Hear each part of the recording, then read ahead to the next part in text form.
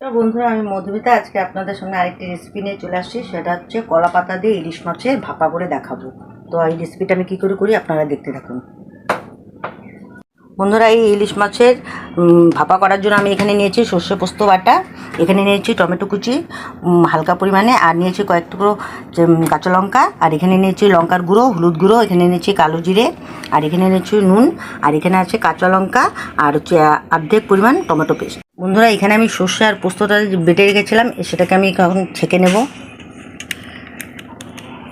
এই যে দেখুন, আমি সর্ষে আর পোস্তটাকে ছেঁকে নিয়েছি। বন্ধুরা, এখানে আমি সর্ষে পোস্তের উপর দিলাম পরিমাণ মতো নুন, দিলাম পরিমাণ মতো হলুদ গুঁড়ো, দিলাম লাল লঙ্কার গুঁড়ো। বন্ধুরা, এখানে আমি কয়েকটা কাঁচা লঙ্কা আর অর্ধেক টমেটো পেস্ট করে নিয়েছি, এটাকে আমি দিয়ে দিলাম।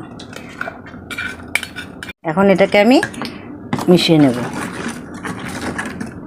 বন্ধুরা, আমি এখানে যে পেস্টটা বানিয়েছি সর্ষে পোস্ত দিয়ে, তার উপর দিয়ে দিলাম আমি কাঁচা সর্ষের তেল। আর ইলিশ মাছের ভাপাতে সর্ষের তেলটা একটু বেশি পরিমাণেই লাগে। এবার আমি সর্ষের তেল দিয়ে এই সর্ষে পোস্ত বাটাটাকে একটু ঘেটে নেব। বাঙালি বলতেই ইলিশ মাছে ভাতে। যে মাছগুলো এখানে নিয়েছি, এই মাছগুলোর থেকে এখন আমি এখানে দিয়ে দিব।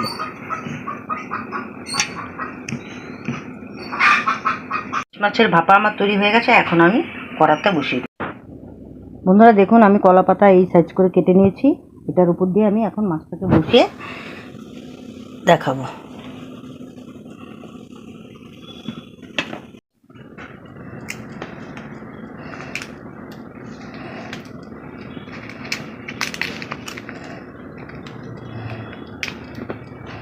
আমি মাছটাকে এই কলা পাতার ভিতরে ঠিক এইভাবে রেখেছি।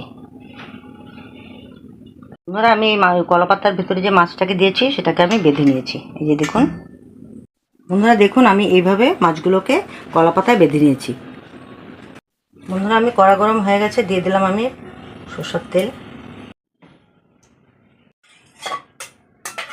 হয়ে গেছে। এখন আমি মাছগুলোকে যে বেঁধে রেখেছিলাম কলা পাতায়, আমি এখন এগুলোকে ভেজে নেব।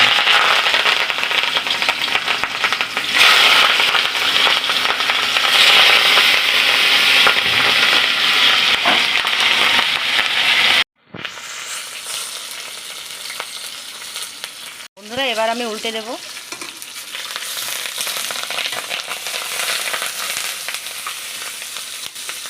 বন্ধুরা, আমি আপনাদেরকে ইলিশ মাছের অনেক রকম রেসিপি করেই দেখিয়েছি। আজ দেখালাম কলা পাতায় ভাপা কী করে করতে হয়, সেটা দেখালাম।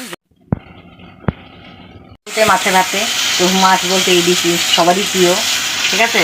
তো ইলিশটাকে দিয়ে যে যেমন করে করুক না কেন, খেতে কিন্তু খুব সবসময় স্বাদই হয়ে থাকে। আর নতুন নতুন পদ্ধতি করে ইউনিক রকম রেসিপি করে যদি খান তাহলে তো আরও ভালো লাগবে। তো আমি যেভাবে করেছি কলা পাতায়, আপনারা দেখুন একবার এভাবে খেয়ে অবশ্যই ভালো লাগবে। বন্ধুরা, কলা পাতায় যে আমি মাছের ভাপাটা করেছি সেটা আমার হয়ে গেছে। এই যে দেখুন হয়ে গেছে, এখন আমি নামিয়ে নেব।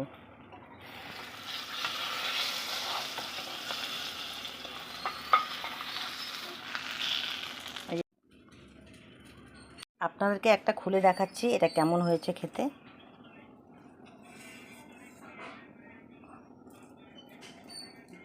এটা কিন্তু ভাপা বলেছি, ভাপের মধ্যে এটা সিদ্ধ হবে।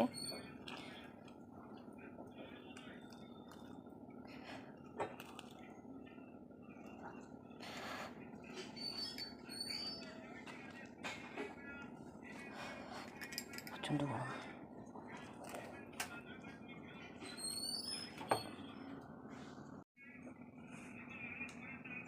বন্ধুরা, এই কলা পাতার মধ্যে ইলিশ মাছের ভাপা আপনাদের কেমন লাগলো অবশ্যই কমেন্ট করে জানান। আর যদি ভিডিওটা ভালো লেগে থাকে তাহলে অবশ্যই লাইক, শেয়ার, সাবস্ক্রাইবটা করে দেন।